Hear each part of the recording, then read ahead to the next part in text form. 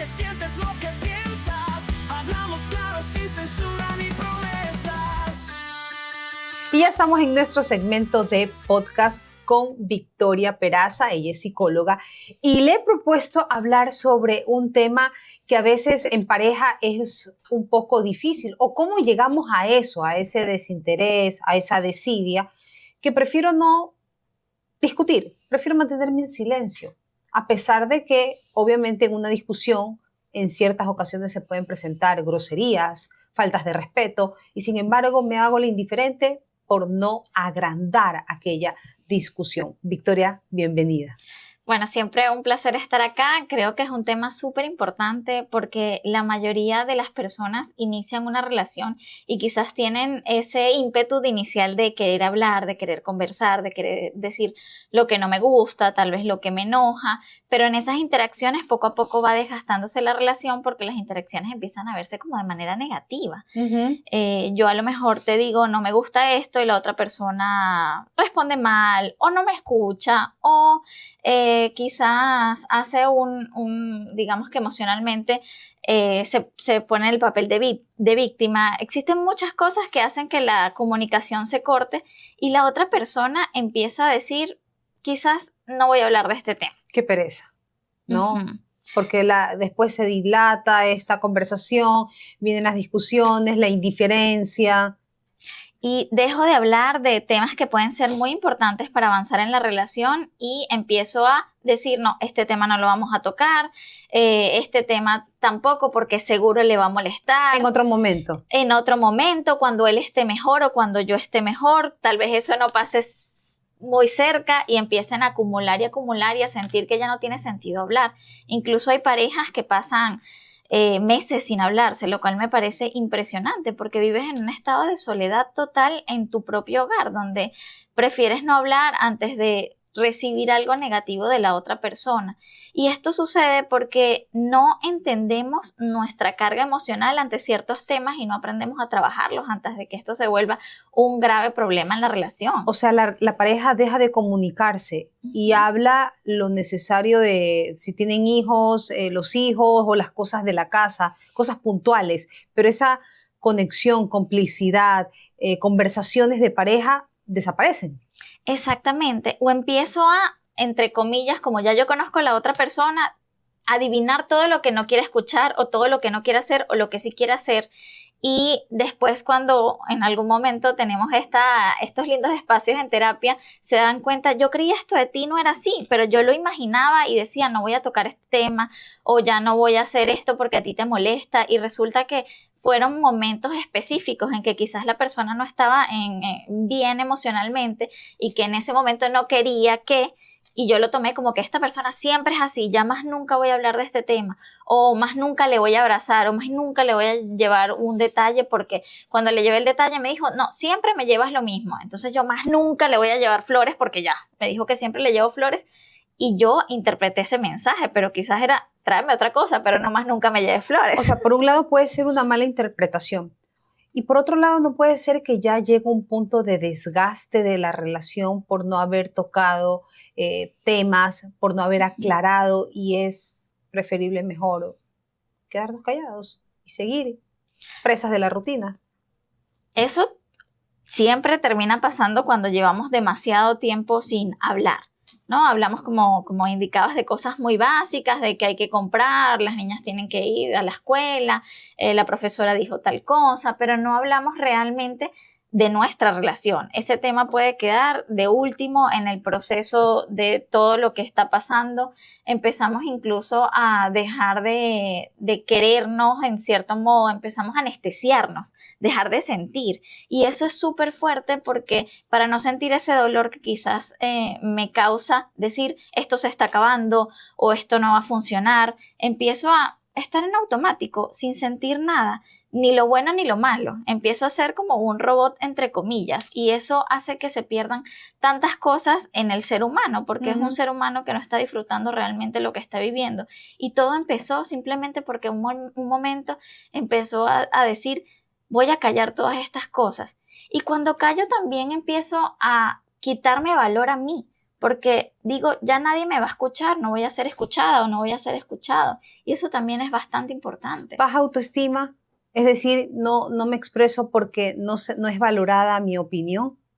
Correcto, entonces empiezo a decir, ya para qué voy a hablar si lo que hablo a lo mejor son cosas tontas o tal vez yo soy la persona que le hago enojar y prefiero no hablar y empiezo a ser cada vez más desvalorizada y autodesvalorizada respecto a lo que yo pienso de mí, lo que pienso de lo que debe sentir el otro sobre mí, porque obviamente nuestra opinión es valiosa y necesita ser escuchada, pero cuando yo misma digo, quizás debo hacer silencios o quizás eso va a evitar una discusión o algún tipo de violencia, empiezo a, en principio, protegerme, pero siempre estoy adentrándome tanto en mí que empiezo a perder mi propia identidad. A lo mejor ya no sé ni qué me gusta, ni qué cosas quiero hacer y poco a poco siento que me voy como apagando y sí ha pasado en varios casos. Y los silencios a veces son incómodos, Uh-huh.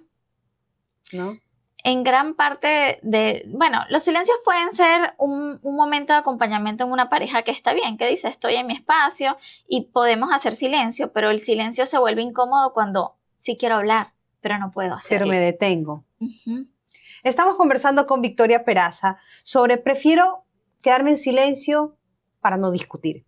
Esto es un tema, sobre todo en pareja, ¿no? Bueno, también podría darse entre una relación de padres e hijos, cuando se empieza a perder la confianza porque el papá o la mamá solo se dedican a llamar la atención por algo que les cuenta o se sienten reprimidos de que no, mejor no le digo porque se va a enojar, mejor no le digo porque me va a castigar.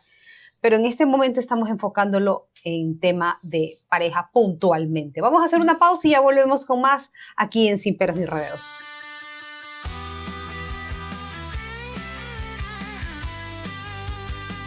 Y de vuelta acá a este segmento de podcast en Sin Peros ni Rodeos, estamos con la psicóloga Victoria Peraza, hablando de que prefiero quedarme en silencio para no discutir.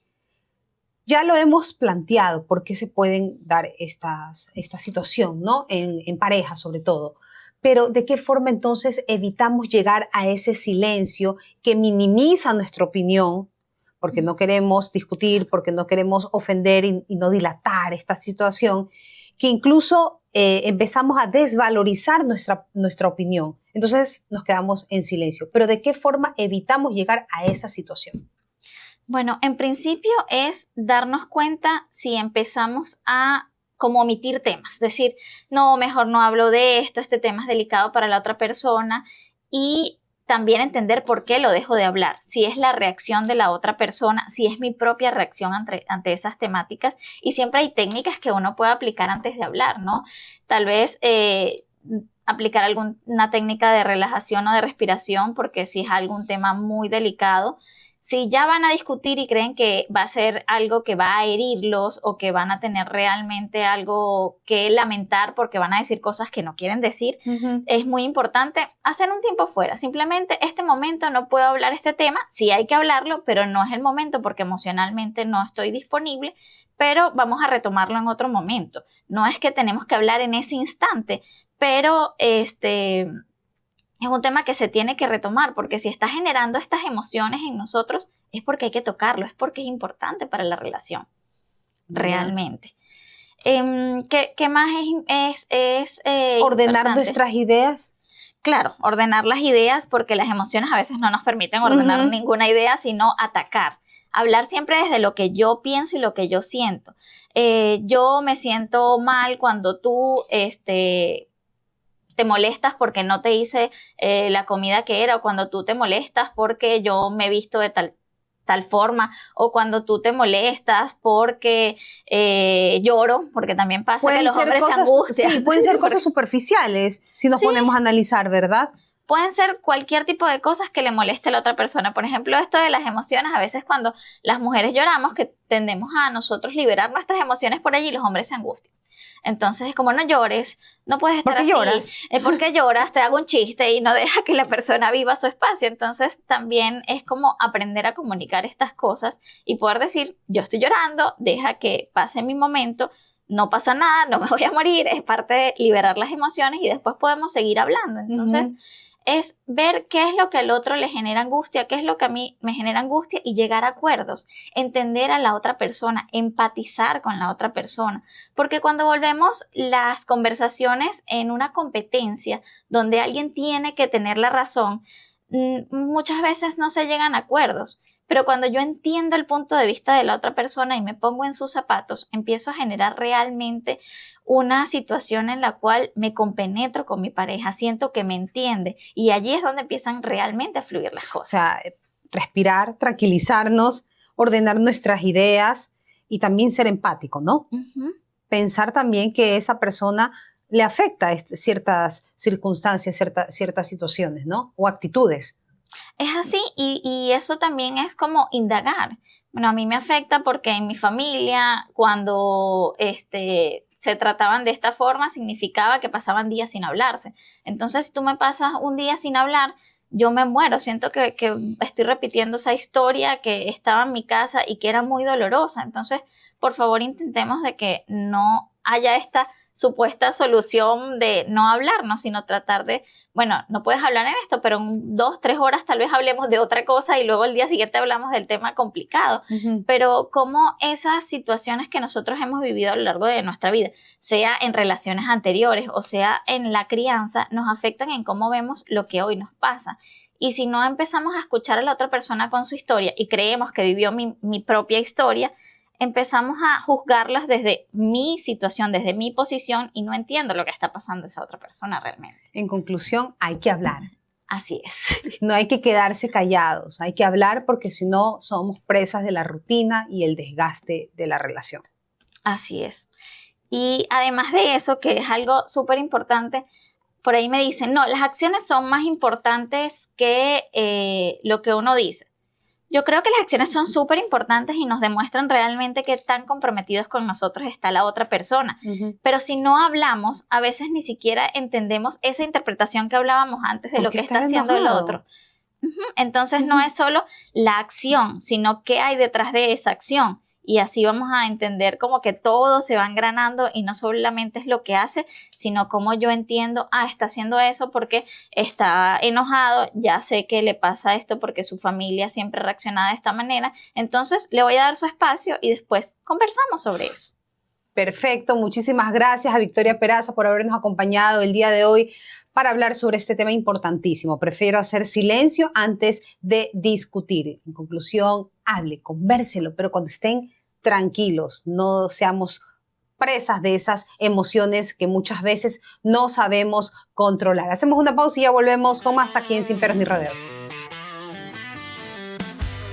Aquí no hay máscara, solo la realidad. Decimos lo que importa sin tanta vanidad. Vamos directo sin perder la dirección.